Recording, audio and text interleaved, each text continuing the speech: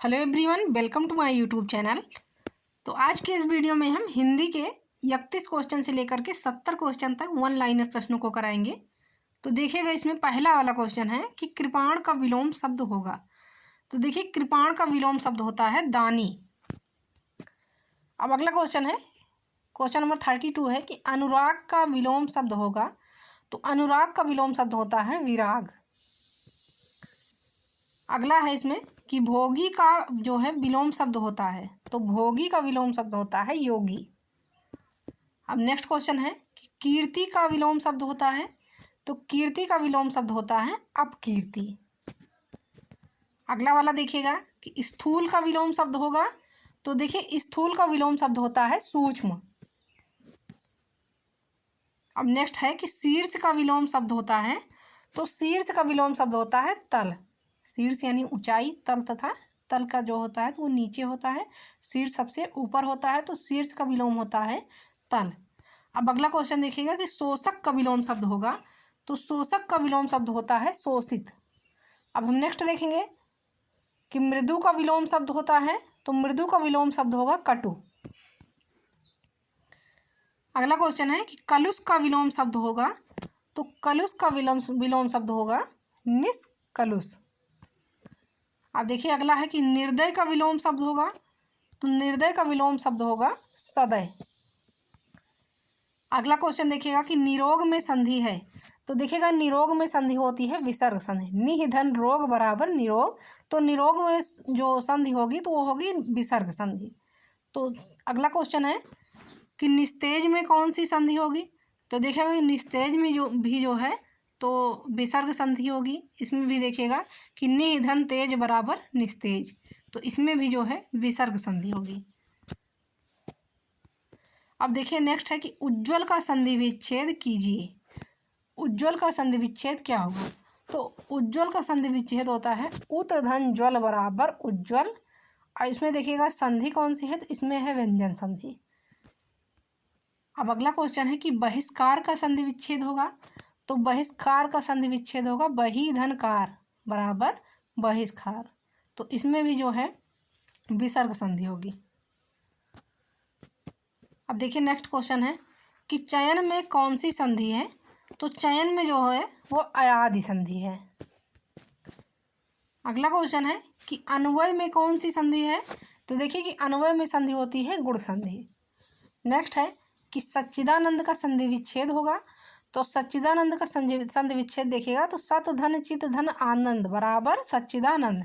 तो सच्चिदानंद का संधि विच्छेद होगा सत धन चित धन आनंद। अब देखिए, अगला क्वेश्चन है कि उन्नति का संधि विच्छेद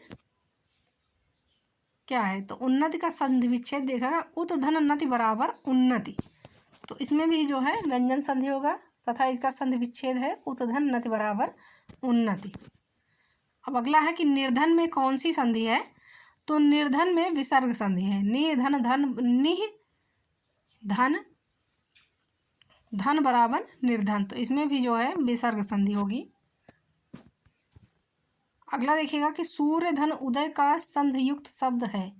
तो सूर्य धन उदय बराबर सूर्योदय। तो देखिएगा कि सूर्य धन उदय का संधियुक्त शब्द होता है सूर्योदय। अब अगला है कि किस युग को आधुनिक हिंदी कविता का सिंहद्वार कहा जाता है। तो आधुनिक हिंदी कविता का सिंहद्वार कहा जाता है भारतेंदु युग को। अगला है कि द्विवेदी युग के प्रवर्तक कौन थे। तो द्विवेदी युग के प्रवर्तक थे महावीर प्रसाद द्विवेदी। अब नेक्स्ट क्वेश्चन है इसमें कि हिंदी का पहला सामाजिक उपन्यास कौन सा माना जाता है। तो हिंदी का पहला सामाजिक उपन्यास माना जाता है भाग्यवती को। अब अगला क्वेश्चन देखिएगा कि सन 1950 से पहले हिंदी कविता किस कविता के रूप में जानी जाती थी। तो सन 1950 से पहले हिंदी कविता ये जानी जाती थी प्रयोगवादी कविता के रूप में। अगला है कि ब्रज भाषा का सर्वोत्तम कवि कौन है। तो ब्रज भाषा का सर्वोत्तम कवि है सूरदास। अब नेक्स्ट क्वेश्चन है कि आदिकाल के बाद हिंदी में किस साहित्य का उदय हुआ। तो आदिकाल के बाद हिंदी में भक्ति साहित्य का उदय हुआ है। अब नेक्स्ट क्वेश्चन इसमें है कि निर्गुण भक्ति काव्य के प्रमुख कवि हैं। तो निर्गुण भक्ति काव्य के प्रमुख कवि हैं कबीरदास। अगला है कि किस काल को स्वर्ण काल कहा जाता है। तो देखिएगा कि स्वर्ण काल कहा जाता है भक्ति काल को। अब नेक्स्ट है कि हिंदू का आदि कवि किसे माना जाता है। तो हिंदू का आदि कवि माना जाता है स्वयंभू को। नेक्स्ट क्वेश्चन है कि आधुनिक काल का समय कब से कब तक माना जाता है। तो आधुनिक काल का समय 1900 से अब तक माना जाता है। अब नेक्स्ट देखिएगा जयशंकर प्रसाद की सर्वश्रेष्ठ रचना कौन सी है। तो जयशंकर प्रसाद की सर्वश्रेष्ठ रचना का नाम है कामायनी।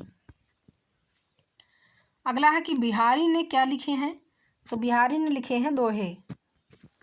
नेक्स्ट पॉइंट देखिएगा कि कबीर किसके शिष्य थे। तो कबीर जो है रामानंद के शिष्य थे, यानी कबीर के गुरु का नाम था रामानंद। अब नेक्स्ट है कि पद्मावत महाकाव्य कौन सी भाषा में लिखा गया है। तो पद्मावत महाकाव्य लिखा गया है अवधी भाषा में। अगला है कि चप्पू किसे कहा जाता है। तो चप्पू कहा जाता है गद्य और पद्य मिश्रित रचनाओं को, यानी गद्य और पद्य की मिश्रित रचनाओं को तो चप्पू कहा जाता है। अब देखिएगा नेक्स्ट वाला है कि कलाधर उपनाम से कविता कौन सी कवि लिखते थे। कलाधर उपनाम से कविता तो कौन से कवि लिखते थे। तो ये लिखते थे जयशंकर प्रसाद। अब नेक्स्ट क्वेश्चन इसमें हम देखेंगे कि रसनिधि किस कवि का उपनाम है। तो रसनिधि ये उपनाम है पृथ्वी सिंह का।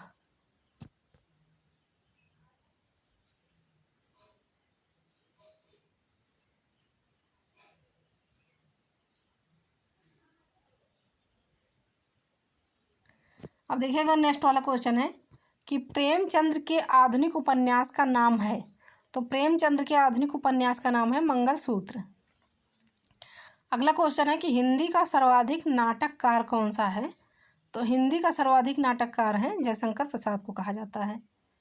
अब सबसे लास्ट वाला क्वेश्चन देखिएगा कि तुलसीकृत रामचरितमानस में कौन सी भाषा का प्रयोग किया गया है। तो तुलसीकृत रामचरितमानस में अवधी भाषा का प्रयोग किया गया है।